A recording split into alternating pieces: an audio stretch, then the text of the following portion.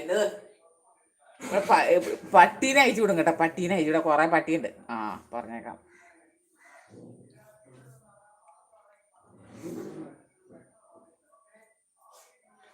നിന്റെ അമ്മ അവിടെ വീട്ടിലില്ലടാ.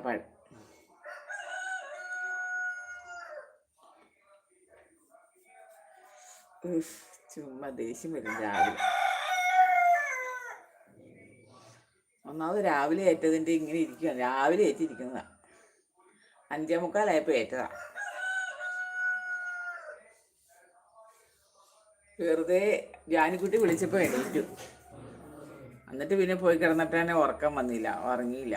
ഉറങ്ങാൻ നേരത്ത് കിടന്നപ്പോഴത്തേനും പട്ടി വിളിക്കും, മനുഷ്യൻ വിളിക്കും. പിന്നെ എന്ത് ചെയ്യും? എങ്ങനെ ഉറങ്ങും?